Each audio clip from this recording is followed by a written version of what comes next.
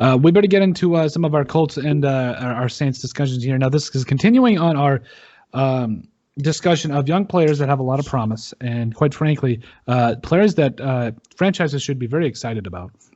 Tristan, give me an exciting player from the Colts that you definitely you think could be something special. Actually, you know what? I'll start this because I'm actually really excited to talk about this guy who I think a lot of people. I actually put out a video talking about how he is going to be one of the greatest. In my opinion, Johnathan Taylor is going to be a top 10 running back next year. If we're talking about all-around running back, Johnathan Taylor is certainly going to be in that conversation.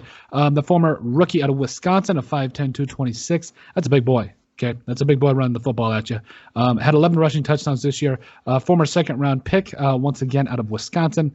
Man, he's tough to bring down. He's just a tough football player.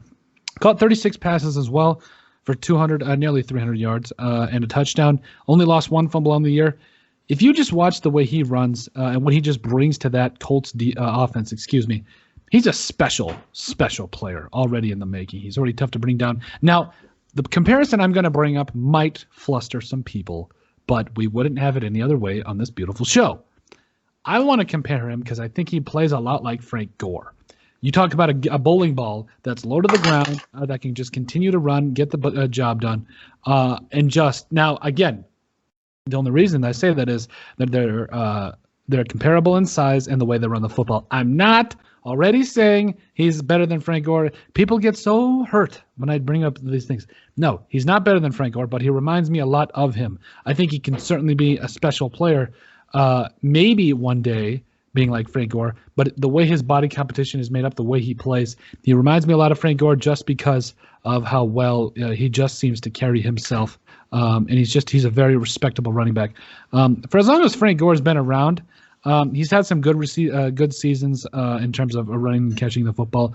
You talk about a guy that had, second year in the NFL, caught 61 passes, third year 53, the year after that 43, and then the year after that 52. He can catch the ball, but I feel like Johnathan Taylor is going to develop into a better receiver over time, and I certainly think that he's going to be a great player coming forward.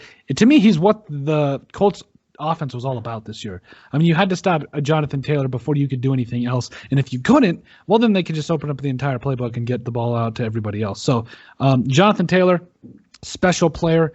I think he's going to be really fun to watch for many years to come. He was clearly the Colts offense once again this year. Don't know what they're going to do in terms of quarterback play, but if you want to talk about, we'll also talk about this a little bit later about where Matthew Stafford could go. You want to talk about a prime destination? I think the Colts are a good destination for him, but again, we'll get into that later. They've just got a lot of talent, a solid defense, a good running back, some young wide receivers that are tough. T.Y. Hilton, love him. Zach Pascal, Michael Pittman. Extremely excited to see what he does in the NFL. Even a guy like Mo Alley Cox, who really came on strong, against the Vikings and just about really everybody else. But I think he's going to be a special player. Like I said, great defense, but it all starts and ends with Johnathan Taylor.